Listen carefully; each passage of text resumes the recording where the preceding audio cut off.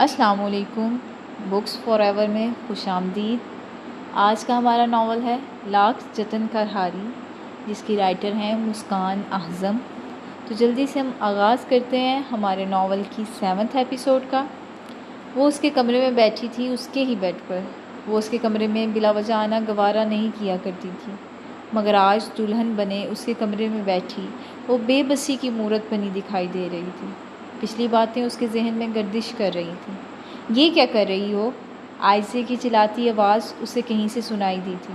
وہ چادر بچھا کر تھک گئی تھی اور اس کے بیڈ پر کمر سیدھی کرنے کے لیے لیٹ گئی تھی۔ تبھی عائزے نے اسے ڈانٹنا شروع کر دیا تھا۔ کمر کو آرام دے رہی ہوں، اٹھو یہاں سے۔ کیوں کا کیا مطلب؟ بس اٹھو یہاں سے۔ نہ جانے کیوں اسے انزش کا اس بیڈ پر بیٹھنا اچھا نہیں لگا تھا، لیکن اب تو اسے ساری زندگی اس بیڈ پر بیٹھنا تھا۔ کاش آج بھی عائزے وہاں آئے اور اسے زبردستی وہاں سے اٹھا کر لے جائے کہ اٹھو یہاں سے، یہ تمہاری جگہ نہیں ہے، تمہاری جگہ تو حشام کے کمرے میں ہے، تو پھر تم یہاں بیٹھی کیا کر رہی ہو؟ مگر نہ عائزے وہاں آئی اور نہ ہی اسے وہاں سے اٹھا کر لے گئی۔ خیالات کا پردہ بدلا تھا اور سامنے اس حویلی کے لیونگ روم کا منظر ابھرا تھا۔ یہی کہ میں تبریز بھائی کی بیوی ہوں۔ وہ اس دن فون پر پریشے کے ساتھ مذاق کر رہی تھی، مگر یہ مذاق بھی سچ ثابت ہو گیا۔ وہ واقعی تبریز کی بیوی بن گئی تھی۔ مگر میں اس وضاحت کی مزید وضاحت چاہتا ہوں تاکہ میں کوئی حتمی فیصلہ کر سکوں۔ کیسا فیصلہ؟ فیصلہ ایسے کیسے بتا دوں تمہیں؟ کیا تم تبریز افندی کو نہیں جانتی کہ وہ وقت سے پہلے اپنے فیصلے کسی کو نہیں بتاتا؟ میں جانتی ہوں تبریز افندی کو، اور مجھے پورا یقین ہے کہ وہ اس معمولی سے مذاق پر میرے ساتھ کچھ بھی غلط نہیں کرے گا۔ بہت بڑی غلط فہمی کا شکار ہو تم، انزش جمال۔ وہ واقعی اس کے بارے میں بہت بڑی خوش فہمی کا شکار تھی۔ وہ اس کے ساتھ ایسا کرے گا وہ کبھی سوچ بھی نہیں سکتی تھی۔ اس دفعہ میں تمہارے ساتھ اتنا برا کروں گا انزش جمال کہ ساری زندگی تم کسی کے ساتھ مذاق کرنے کے قابل نہیں رہو گی۔ وہ واقعی کسی کے ساتھ مذاق کرنے کے قابل نہیں رہی تھی۔ اپنے چہرے پر مسکراہٹ دیکھنے کو ترس جاؤ گی۔ جو ببول تم نے ہماری زندگی میں اگائے ہیں وہ تمہیں اپنے باغوں میں اگے نظر آئیں گے، اور تبریز افندی کی اس بات کو یاد رکھنا۔ تو اس نے جو کہا تھا وہ سچ کر دکھایا تھا۔ اس نے انزش کا دامن کانٹوں سے بھر دیا تھا۔ ببول اس کے رستوں میں اگا دیے تھے اور اسے اس راستے پر چلنا تھا، چاہے اس کے قدم لہو لہان ہی کیوں نہ ہو جائیں۔ حشام میرے راستے کا پتھر ہے، اگر میں نے اسے ہٹایا تو نقصان تمہیں ہی ہوگا، اور میں نہیں چاہتا کہ تم اس جلتی آگ میں کود کر خود کو جلا ڈالو۔ اس نے ہتھیلی پھیلا کر دیکھی تو مہندی سے حشام کا نام لکھا نظر آ رہا تھا۔ نام ادھورے چھوڑے جائیں تو رشتے بھی ادھورے رہ جاتے ہیں۔ ہر رشتے کا ایک نام ہوتا ہے اور وہ نام مکمل ہوتا ہے۔ خیال کے پس منظر میں وہ اس کا ہاتھ پکڑ کر بیٹھا ہوا تھا۔ کیا تمہاری یہ پیاری سی دوست بھی یہی چاہتی ہے کہ اس کی ہتھیلی پر تمہارے بھائی کا نام مکمل ہو جائے؟ جی بالکل، میں بھی یہی چاہتی ہوں کہ میری ہتھیلی پر حشام کا پورا نام لکھا جائے۔ بلکہ لائیں میں خود ہی یہ نام مکمل کر لیتی ہوں۔ میرے ہوتے ہوئے تمہیں یہ زحمت کرنے کی ضرورت نہیں۔ لیں جناب، نام پورا ہو گیا۔ ہتھیلی اس کی آنکھوں کے سامنے لے جاتے ہوئے اس نے آنکھوں ہی آنکھوں میں بہت کچھ اسے جتایا تھا۔ تو کیا وہ اسے یہ سب باتیں جتا رہا تھا کہ ہاتھوں پر نام لکھ لینے سے تقدیر اس شخص کو ہمیں عطا نہیں کر دیتی؟ آنکھ سے آنسو بہہ نکلے تھے کہ تبریز افندی کی طرح انزش جمال نے بھی یوں نہیں چاہا تھا۔ رات گئے کمرے میں وہ لوٹا تو انزش سامنے یوں ہی بت بنی بیٹھی تھی۔ دروازہ کھلنے کے شور سے بھی اس کے جسم میں حرکت نہیں آئی تھی۔ وہ لڑکی جس کی طرف دیکھتے ہی اس کے چہرے ناگواریت پھیل جاتی تھی، وہ آج اس کی دلہن کے روپ میں اس کے کمرے میں بیٹھی تھی۔ تبریز چھوٹے چھوٹے قدم اٹھاتا واش روم کی طرف بڑھ گیا۔ کچھ دیر بعد جب وہ باہر نکلا تو نائٹ ڈریس میں ملبوس تھا۔ انزش ابھی بھی پتھر کی بنی بیٹھی تھی۔ اس کی روح قبض ہو گئی ہو جیسے، اس کی سانسیں چھین لی گئی ہوں جیسے۔ وہ زندہ تھی یا پھر زندوں میں شمار تھی۔ وہ بہار کی دلہن کی طرح سجی سنوری تھی، مگر اب اس پر خزاں اتر آئی تھی جس نے اس کی گلابی رنگت کو پیلا کر دیا تھا۔ اس کے ذات کے ہرے پتے خزاں رت کا شکار ہو کر جھڑ رہے تھے۔ وہ تنکا تنکا ہو کر بکھر رہی تھی، وہ کرچی کرچی ٹوٹ رہی تھی۔ ایک نظر اس پر ڈال کر وہ بیڈ کے پاس چلا آیا اور دوسرے کنارے پر اس کی طرف پشت کر کے بیٹھ گیا۔ وہ نو بہاتا تھے، مگر اس کمرے میں مرگ جیسی خاموشی چھائی ہوئی تھی۔ دیوار، گھیر، گھڑی کی ٹک ٹک کے علاوہ وہاں کسی قسم کی آواز نہیں تھی۔ اس کے یوں بیڈ پر بیٹھنے پر انزش حرکت میں آئی تھی۔ اس کی روح اسے لٹا دی گئی تھی کہ اسے اتنی جلدی ابھی نہیں مرنا تھا۔ سر کو ذرا سی حرکت دے کر اس نے تبریز کی جانب دیکھا تھا۔ وہ اس کی پشت کیے بیٹھا تھا۔ انزش کا دل چاہا تھا کہ وہ اس وقت کوئی نوکدار چیز اٹھائے اور اس کی کمر میں گھونپ دے، مگر اس وقت نہ جانے کیوں وہ حرکت کرنے کے قابل نہیں رہی تھی۔ اس کی ہمت، اس کی طاقت اس سے چھین لی گئی تھی، جیسے وہ زندگی میں پہلی بار اتنی بے بس ہوئی تھی۔ تبریز سر جھکائے بیٹھا اس حقیقت کو تسلیم کرنے کی ناکام کوشش کر رہا تھا۔ اسے اپنے پیچھے انزش کی سسکیاں فضا میں شور مچاتی سنائی دے رہی تھیں۔ وہ چاہ کر بھی ان سسکیوں کو خاموش نہیں کروا سکتا تھا کہ ان سسکیوں کے ہونے کا سبب بھی وہی تھا۔ وہ کمرہ چھوڑ کر باہر لان میں آ گیا تھا۔ باہر آتے ہی اس نے غصے سے احمر کا نمبر ملایا تھا۔ دوسری طرف کال اٹھاتے ہی احمر تیز تیز بولنے لگا۔ مجھے پتہ ہے کہ تم نے مجھے شکریہ کہنے کے لیے فون کیا ہے۔ اگر ایسا ہی ہے تو میرے دوست، شکریہ کی کوئی ضرورت نہیں، بس بروقت پیسے میرے اکاؤنٹ میں ٹرانسفر کروا دینا۔ پیسوں کے ساتھ ساتھ میں تمہیں بھی دوسری دنیا میں ٹرانسفر کروا دوں گا۔ تبریز ایک ایک لفظ چبا کر بولا تھا۔ تم نہ کبھی خوش ہونا مجھ سے۔ یار، اب کی بار تو یہ کام اتنا پرفیکٹ کیا ہے کہ تمہیں تو مجھے داد دینی چاہیے تھی، الٹا تم مجھے اگلے جہاں بھیجنے کی بات کر رہے ہو۔ وہ خفا ہوا تھا۔ بس یہی تو تمہارا مسئلہ ہے کہ تم ہر کام بہت پرفیکٹ کرتے ہو اور پھر اتنا پرفیکٹ کرتے ہو کہ اس کا خمیازہ مجھے بھگتنا پڑتا ہے۔ وہ اس پر چلا رہا تھا، غصے سے، رنج سے، کرب سے۔ اوہو، معاملہ کچھ سنجیدہ ہی لگ رہا ہے۔ اب کی بار کیا ہو گیا ہے؟ وہ معاملے کی سنجیدگی سمجھ چکا تھا۔ تمہیں کس نے کہا تھا کہ تم آج کے ہی دن پولیس کو ہمارے گھر بھیجو؟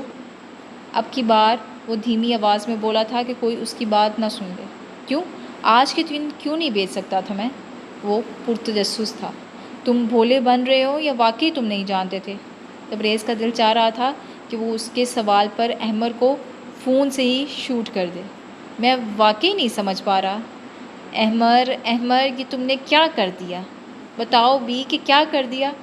احمر متفکر ہوا تھا۔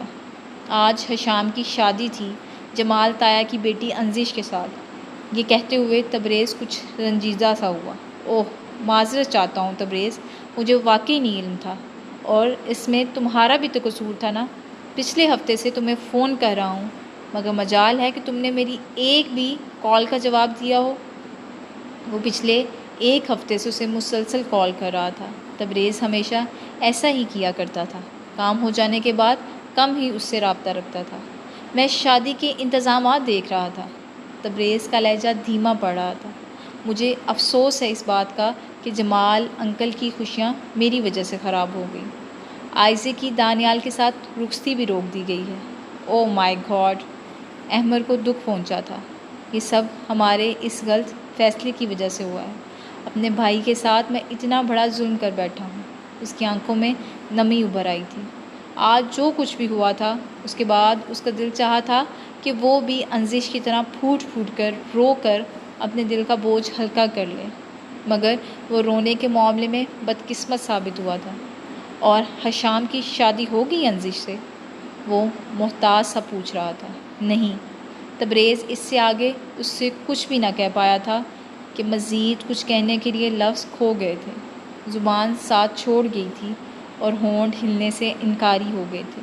میں واقعی شرمندہ ہوں تبریز، میں نے یہ سب جان بوجھ کر نہیں کیا، میں واقعی اس چیز سے لاعلم تھا۔ احمر شرمندہ ہونے کے ساتھ ساتھ افسردہ ہو رہا تھا۔ فون رکھتا ہوں۔ تبریز اس سے مزید بات کرنے کا حوصلہ کھو بیٹھا تھا۔ فون بند کر کے وہ لان میں رکھے لکڑی کے ایک بینچ پر بیٹھا تھا۔ وہ کئی گھنٹے وہاں بیٹھا رہا تھا۔ فجر کی اذانیں فضا میں بلند ہوئیں تو وہ مسجد کی طرف نماز پڑھنے چلا گیا۔ اس کی تمام عادتوں میں سے ایک ہی عادت اچھی تھی کہ وہ نماز پابندی سے پڑھتا تھا، اور یہ عادت بھی اسے انزش نے ڈالی تھی۔ انزش کی ڈالی گئی بہت سی عادتیں وہ چھوڑ چکا تھا، سوائے کافی پینے کے اور نماز پڑھنے کے، لیکن انزش اس کی ڈالی گئی عادتیں آج بھی ساتھ لیے ہوئے تھی، اور کون جانے کہ اب کون کس کو کیا عادت ڈالنے والا تھا۔ صبح 9 بجے کے قریب جب وہ کمرے میں کپڑے لینے کے لیے آیا تو وہ بیڈ پر آڑی ترچھی لیٹی سو رہی تھی۔ وہ ابھی بھی عروسی لباس میں تھی۔ اس پل اسے اس کے وجود سے وحشت سی ہوئی تھی اور جسم میں جڑی ہوئی تھی، جیسے یہ ایک بھیانک خواب تھا اور وہ اس سے جاگ جائے گا، مگر نہ وہ جاگا اور نہ ہی یہ حقیقت خواب ہوئی۔ ایک سرسری سی نظر اس کے سوتے چہرے پر ڈال کر وہ وارڈروب میں چلا گیا۔ واپسی پر وہ نیوی سوٹ وائٹ شرٹ پہنے ڈریسنگ ٹیبل کے سامنے کھڑا تھا۔ بال اچھے سے بنانے کے بعد اس نے خود پر پرفیوم چھڑکا تھا اور انزش کی جانب موجود سائڈ ٹیبل کے قریب چلایا تھا۔ اس ٹیبل میں اس کے کچھ ضروری کاغذات تھے جو اسے احمد تک پہنچانے تھے۔ اسی دوران انزش نے کروٹ بدلی تھی اور اپنی دائیں ہتھیلی کو دائیں گال سے ذرا نیچے رکھا تھا۔ اس کے یوں کروٹ بدلنے پر تبریز کی نظریں اس کی ادھ کھلی ہتھیلی سے ٹکرائی تھیں۔ اس کی ہتھیلی پر مہندی سے حشام کا نام لکھا نظر آ رہا تھا۔ یہ نام خود اس نے اپنے ہاتھوں سے اس کے ہاتھ پر لکھا تھا۔ کاش وہ یہ نام اس کے نکاح نامے میں بھی لکھوا دیتا، کم از کم وہ اس کے کمرے میں یوں نہ ہوتی۔ وہ یوں ہی اس کی ہتھیلی کو دیکھتا رہا۔ اسی دوران انزش نے کسی احساس کے تحت اپنی آنکھیں کھولی تھیں۔ نظروں کے سامنے وہ کھڑا تھا، اس سے کچھ فاصلے پر۔ اس کے یوں آنکھیں کھولنے پر وہ سرد سے پیچھے ہٹ گیا اور کاغذات لے کر ڈریسنگ ٹیبل کے پاس چلا آیا جس پر اس کا موبائل پڑا تھا۔ انزش نے کچھ دیر سمجھنے کی کوشش کی تھی کہ وہ اس وقت کہاں ہے، اور جب سمجھ آیا تو جھٹکے سے اٹھ بیٹھی۔ لاشعوری طور پر تبریز کی نظریں مرر میں اس کے عکس سے ٹکرائی تھیں۔ وہ بھی اسی کی طرف دیکھ رہی تھی۔ تبریز اس کی نظروں میں جلتے انگارے دیکھ سکتا تھا۔ بنا اس سے کچھ کہے، بنا اس کی کوئی بات سنے، وہ موبائل اٹھا کر وہاں سے چلا گیا کہ یہ تو اب ان دونوں کا معمول ہونے والا تھا۔ 20 اگست 2009۔ ناظرین، ہمیں افسوس سے کہنا پڑ رہا ہے کہ امریکہ سے آئے جوڑے کو آج لاہور میں ان کے گھر میں قتل کر دیا گیا ہے۔ ناظرین، یہاں ہم آپ کو یہ بتاتے چلیں کہ دونوں میاں بیوی کچھ عرصہ پہلے لاہور میں رہائش پذیر تھے۔ مقتولین کی لاشیں ان کے گھر میں موجود تہہ خانے سے ملی ہیں۔ قاتل لاشیں تہہ خانے میں چھوڑ کر فرار ہو گئے تھے اور تاحال ان کا کوئی سراغ نہیں لگایا جا سکا تھا۔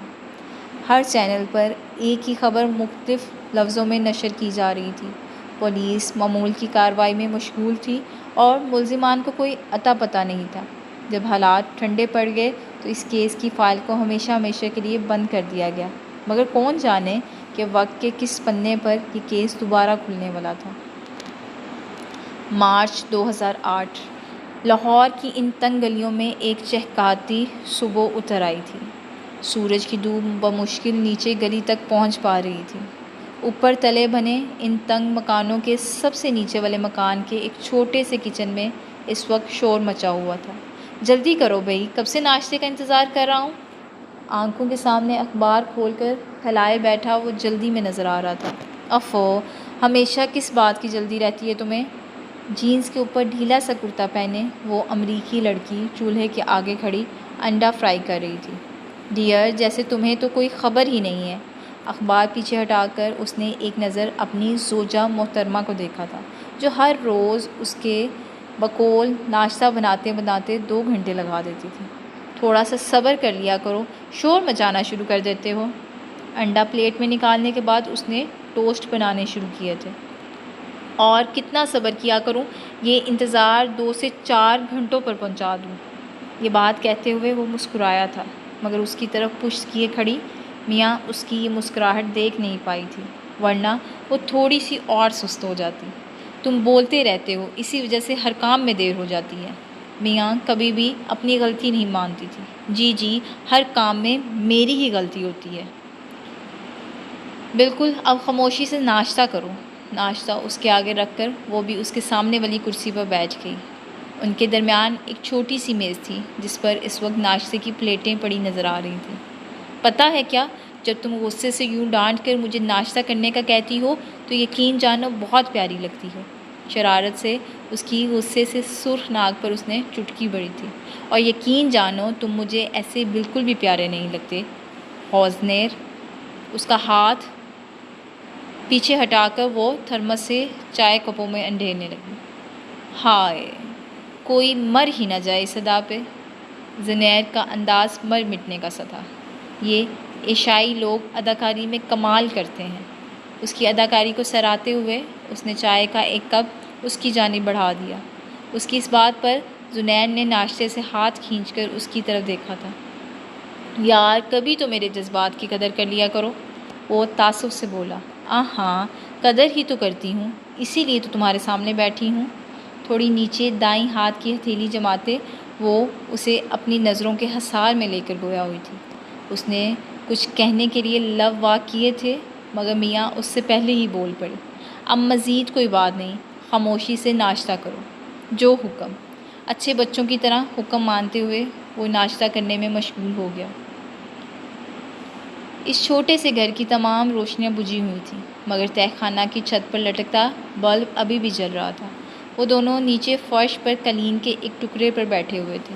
پاس والی کے ساتھ ایک چھوٹا سا بیڈ رکھا گیا تھا جس پر اس وقت ان کا 8-9 سالہ بیٹا اپنے والدین سے بے خبر سو رہا تھا۔ دن کے وقت میں وہ عام لوگوں کی طرح رہتے تھے لیکن رات کے ڈلتے ہی وہ اپنے اصل خلیے میں لوٹ آتے۔ ان کے سامنے کاغذات کا ایک انبار لگا ہوا تھا جس میں سے کچھ اہم کاغذ وہ اس وقت اپنے سامنے پھیلائے بیٹھے تھے۔ اس کوڈ کا کیا مطلب ہو سکتا ہے؟ زنیر کافی دیر سے اس کوڈ کا مطلب سمجھنے کی کوشش کر رہا تھا جو آج اسے اپنے ایک ہیلپر کی مدد سے موصول ہوا تھا۔ دکھاؤ مجھے۔ میاں نے ہاتھ میں پکڑی فائل ایک طرف رکھ دی اور اس کے ہاتھ سے کاغذ لے کر کوڈ دیکھنے لگی اور پھر پاس پڑے کاغذ پر لکھنے لگی۔ FKEFPOLLJ۔ اس کوڈ کے نیچے ایک اور لفظ لکھا نظر آ رہا تھا، 2PIKS۔ وہ آنکھیں سکیڑے اس کوڈ کے مطلب پر غور کر رہی تھی جبکہ وہ اس کے دوران صرف اس کے چہرے کا مشاہدہ کر رہا تھا۔ کچھ دیر بعد اس کے چہرے پر ایک خاص قسم کی مسکراہٹ پھیلی تھی۔ اس مسکراہٹ کو دیکھتے ہی زنیر کو اندازہ ہو گیا تھا کہ میاں اصل مطلب تک پہنچ چکی ہے۔ اتنے آسان سے کوڈ کا تمہیں مطلب نہیں سمجھ آ رہا تھا؟ بس اب میری نالائکی پر تبصرے نہ شروع کر دینا، جلدی سے بتاؤ کہ اس کا کیا مطلب ہے۔ وہ بے صبرا ہوا تھا کیونکہ اس کی ساری مطلوبہ معلومات تو اس ایک کوڈ میں چھپی ہوئی تھی۔ اس کا مطلب ہے۔ وہ کچھ دیر خاموش رہی اور پھر خوشی سے چلاتے ہوئے بولی، ان ہز روم۔ کیا واقعی؟ اس نے یقین کرنا چاہا تھا۔ ہاں کوئی شک ہے کیا؟ اس نے اسے گھورا تھا کہ ایک تو اس نے اتنا ذہن لڑا کر کوڈ حل کیا تھا اور بجائے سراہنے کے وہ اس کی ذہانت پر شک کر رہا تھا۔ ارے نہیں، یہ تو بتاؤ کہ کیسے کیا تم نے۔ یہ دیکھو۔ وہ کاغذ اس کی طرف بڑھا کر اسے سمجھانے لگی۔ PIKS2۔ یہ لفظ ہمارے لیے ایک اشارہ ہے، اگر ہم اسے الٹا لکھیں تو بنے گا skip 2۔ اب اگر تم اوپر والے لفظ کو دیکھو تو یہ علیحدہ انگریزی حروف تہجی ہیں۔ اگر F کے آگے والے 2 حروف ہم سکپ کر دیں تو ہمیں I ملے گا، اسی طرح باقی حروف کے آگے والے 2 حروف چھوڑ دیں تو ہمیں یہ مطلب ملے گا۔ بات کے اختتام پر اس نے کوڈ کے اصل مفہوم کی طرف اشارہ کیا۔ واو! زنیر اس لمحے بہت خوش ہو رہا تھا۔ تم ہمیشہ کی طرح کر دکھاتی ہو، وہ اسے سراہ رہا تھا۔ بس دیکھ لو۔ فرضی کالر اٹھاتے ہوئے وہ بھی پرجوش نظر آئی تھی۔ کچھ دیر وہاں خاموشی چھائی رہی اور پھر زنیر گویا ہوا۔ اس کا مطلب ہے ہمیں جو فائل چاہیے وہ سکندر کے کمرے میں موجود ہے۔ اس کے کمرے تک رسائی حاصل کرنا مشکل ہے۔ سیکیورٹی کے اتنے سخت انتظامات میں ہم اس کے کمرے تک کیسے پہنچ پائیں گے؟ میاں خلا میں کچھ گھورتے ہوئے بولی۔ مگر انشاءاللہ ہم یہ بھی کر دکھائیں گے میاں۔ اس کا ہاتھ اپنے ہاتھ میں لے کر وہ اسے امید دلاتے ہوئے بولا تھا۔ انشاءاللہ۔ زنیر کے ساتھ رہتے ہوئے وہ بھی اکثر انشاءاللہ کا لفظ استعمال کرنے لگی تھی۔ رات خاموشی سے سرک رہی تھی اور اس خاموش رات میں وہ خاموشی سے اپنا اگلے منصوبے کی تیاری کرنے لگے تھے۔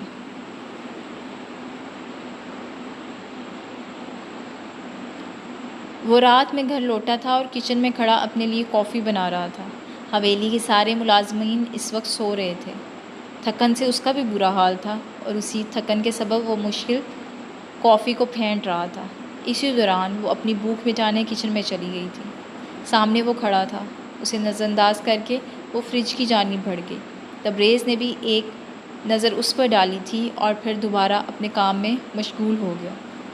کافی کو کچھ دیر مگ کے پیندے میں پھینٹ کر وہ دودھ کو بوائل کرنے لگا۔ دودھ بوائل کرنے کے بعد اس نے اسے مگ میں انڈیلا اور پھر چمچ سے کافی اور دودھ کو مکس کرنے لگا۔ وہ فریج کا دروازہ کھول کر اس میں کھانے کے لیے کچھ ڈھونڈنے لگی۔ کچھ دیر سوچنے کے بعد اس نے فریج میں رکھی بریانی کو گرم کر کے کھانے کا فیصلہ کیا۔ بریانی کی پلیٹ کو فریج میں سے نکال کر اس نے اسے دوسری شیلف پر رکھے اوون میں رکھ دیا اور انتظار کرنے لگی۔ اس دوران وہ دونوں ایک دوسرے کو دیکھنے سے گریز کر رہے تھے کہ وہ اب ایک دوسرے کو اس قابل ہی نہیں سمجھتے تھے۔ کافی تیار تھی۔ ابھی اس نے ایک گھونٹ بھی نہیں بھرا تھا کہ موبائل پر بجنے والی ٹون نے اس کی توجہ اپنی جانب مبذول کروا لی۔ اس نے کپ شیلف پر رکھ کر پینٹ کی پاکٹ سے فون نکالا تو اس پر احمر کی کال آ رہی تھی۔ احمر کا نمبر دیکھتے ہی وہ موبائل لے کر باہر چلا گیا کیونکہ وہ انزش کے سامنے اس سے کوئی بات نہیں کرنا چاہتا تھا۔ اوون میں پڑی بریانی گرم ہو چکی تھی مگر انزش اسے بھول کر شیلف پر رکھے کافی کے مگ کو غور سے دیکھ رہی تھی۔ پھر اس نے پلٹ کر دیکھا تو کچن کے دروازے کے باہر وہ نہیں تھا۔ اس نے کچھ سوچتے ہوئے اوپر کیبنٹ سے نمک کا ڈبہ نکالا اور 2 چمچ بھر کر اس کی کافی میں ملا دیے اور پھر بریانی کی پلیٹ لے کر باہر کی جانب بڑھ گئی۔ کچھ دیر بعد تبریز کچن میں آیا تو وہاں موجود نہیں تھی۔ اس نے کافی کا مگ اٹھایا اور اسے اپنے لبوں سے لگا لیا۔ گھونٹ بھرتے ہی اس نے کیک کر کے اسے سنک میں منہ سے نکال دیا۔ میں نے چینی ڈالی تھی یا پھر نمک؟ وہ یاد کرنے لگا تھا۔ چینی ڈالی تھی شاید۔ نہیں، ہو سکتا ہے غلطی سے نمک ڈال لیا۔ وہ خود سے سوال جواب کر رہا تھا۔ مگر نمک کیوں ڈالوں گا میں؟ وہ شش و پنج میں پڑ گیا اور پھر اگلے ہی لمحے اسے انزش کی وہاں آمد کا خیال آیا تھا۔ یہ خیال آتے ہی وہ سمجھ گیا تھا کہ کافی میں اتنا نمک کہاں سے آیا تھا۔ اتنی مشکل سے اس نے وہاں کھڑے ہو کر اپنے لیے کافی بنائی تھی اور وہ 1 منٹ میں اسے خراب کر گئی تھی۔ اس کے چہرے پر غصہ قابض ہو چکا تھا۔ کافی وہیں چھوڑ کر وہ کمرے میں چلا گیا۔ سامنے وہ صوفے پر بیٹھی بڑے مزے سے بریانی کھا رہی تھی۔ اس پر نظر پڑتے ہی وہ اس کے سر پر آن کھڑا ہوا۔ کافی کیوں خراب کی؟ وہ اس کا سوال نظر انداز کر کے بریانی کھانے میں مشغول تھی۔ میں کچھ پوچھ رہا ہوں تم سے۔ اس کا یہ انداز اسے تپا گیا تھا اور اب کی بار اس کا لہجہ گرجدار تھا۔ انزش نے چمچ پلیٹ میں رکھ کر آنکھیں اٹھا کر اس کی طرف دیکھا تھا اور پھر وہ اٹھ کر اس کے مقابل کھڑی ہو گئی تھی۔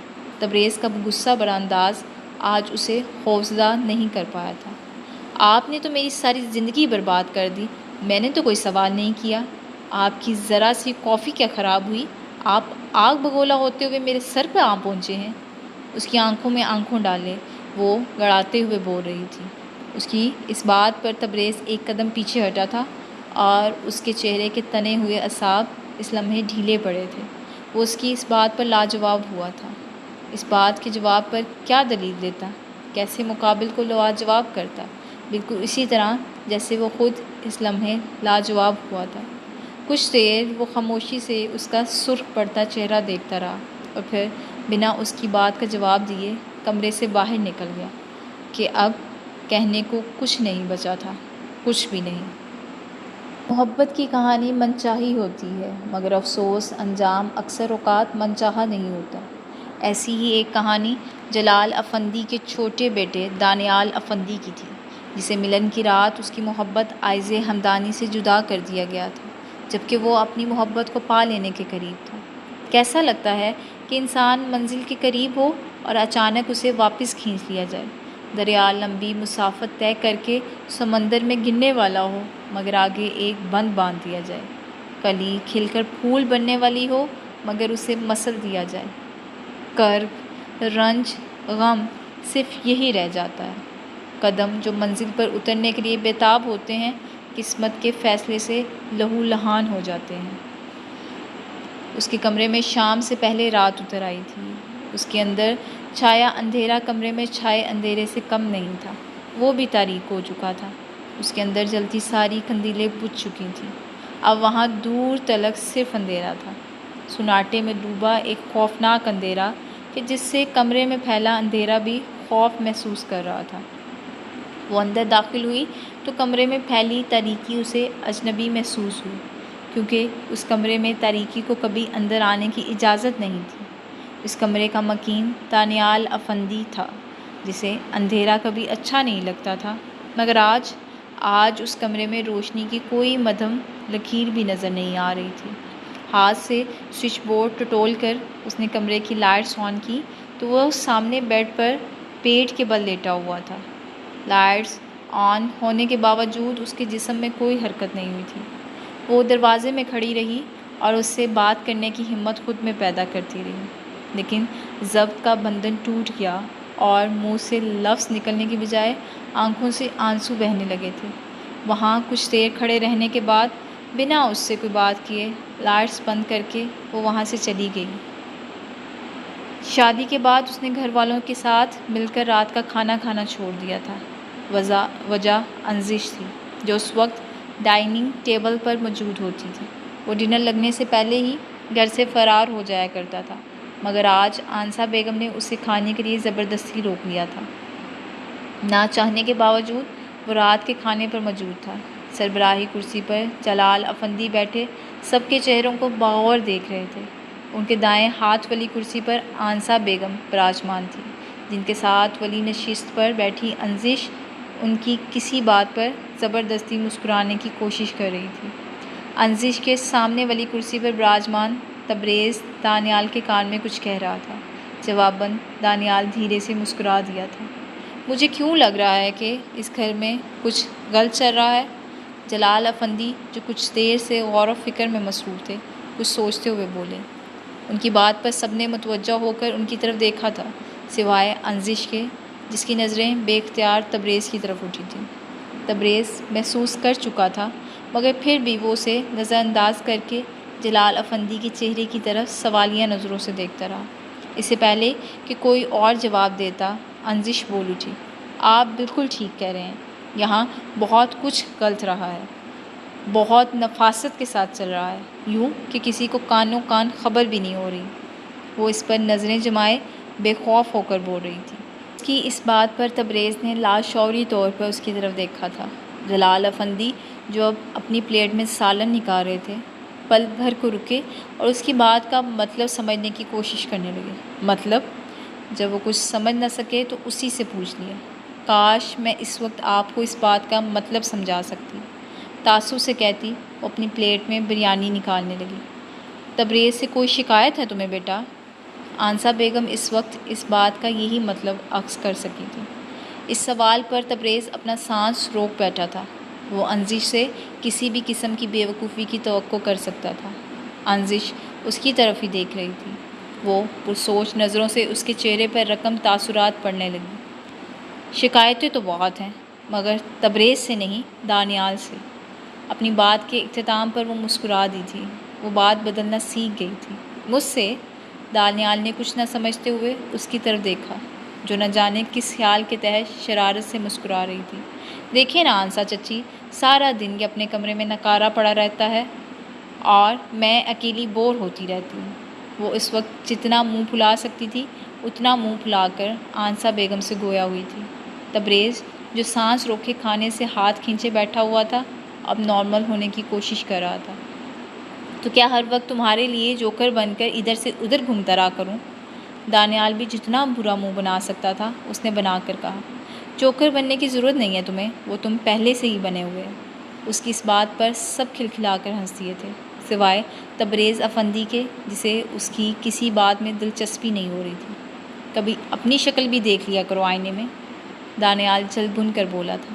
اتنی پیاری تو ہے، کبھی حشام سے پوچھنا۔ اس نے اتنی سرد سے جواب دیا تھا کہ وہ خود بھی اندازہ نہیں لگا سکتی تھی کہ کیا بول گئی ہے۔